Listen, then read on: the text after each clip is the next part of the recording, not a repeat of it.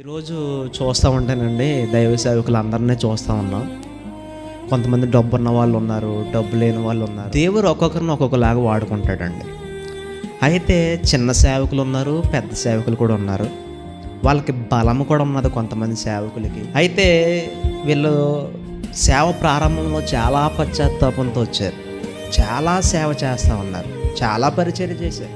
కానీ వాళ్ళని విమర్శించడం కాదు, కానీ ఒక్కొక్కరికి ఒక్కొక్క టాలెంట్ మాత్రం దేవుడు ఇస్తాడండి. ఒక్కొక్కరికి ఒక వాక్యం టాలెంట్ ఇస్తాడు, ఒకరికైతే పాటలు పాడుతూ ఉంటారు, ఒకరైతే ఆరాధికులుగా అవుతారు. వరాలు, అద్భుత వరములు, మంచి టాలెంట్స్ దేవుడు ఇస్తాడు.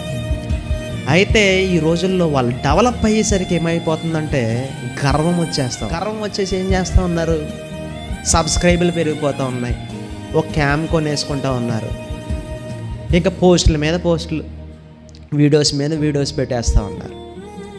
దేవుని వాక్యం ఏం చెప్తా ఉందంటే సహోదరుల ఐక్యత కలిగి నివసించుట ఎంత మేలు. అయితే ఐక్యత ఎక్కడ ఉన్నది? ఒకరైతే అద్భుతాలు లేవంటారు, ఒకరు స్వస్థతలు నమ్మరు, ఒకరు వివేచన లేదంటారు, ఒకరు ప్రవచనం లేదంటారు అండి, మళ్ళీ నమ్ముతున్నాను అంటారు. మీ బోధ ఎలా వెళ్తూ ఉన్నది? మీ భారం ఏంటి?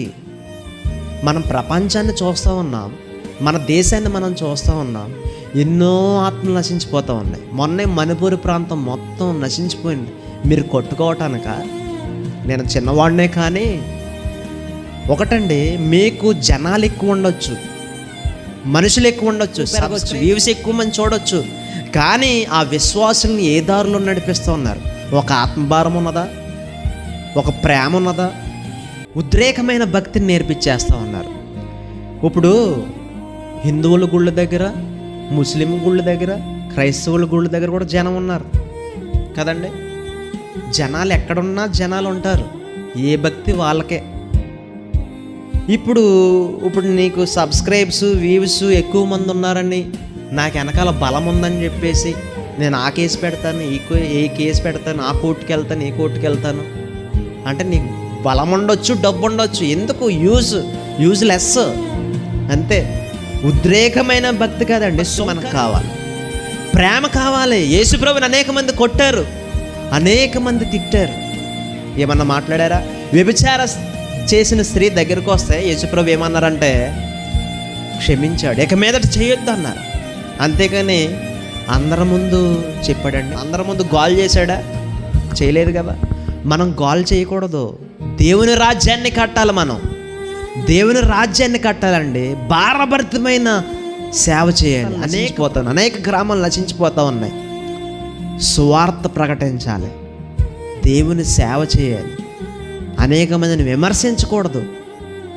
దేవుడు అందరికి ఒక్కొక్కరికి ఒక్కొక్క టాలెంట్ ఇస్తారు. నేను తీసుకొస్తాను, ఆడిని తీసుకొస్తాను, నిన్ను తీసుకొస్తాను, బాగు చేయి అంటే ఎవరి విశ్వాసం వాళ్ళని స్వస్థపరుస్తుంది కదండి. ఎవరి విశ్వాసం వాళ్ళనే స్వస్థపరుస్తుంది. గుడ్డివాడు దేవుడి దగ్గరికి వెళ్ళాడు, అతన్నే స్వస్థపరిచింది. దేవుడు ఒక గదిలో ఉంటే పైనుండి దించారు మంచం మీద నుంచి, ఆ నలుగురి విశ్వాసం అతన్ని స్వస్థపరిచింది.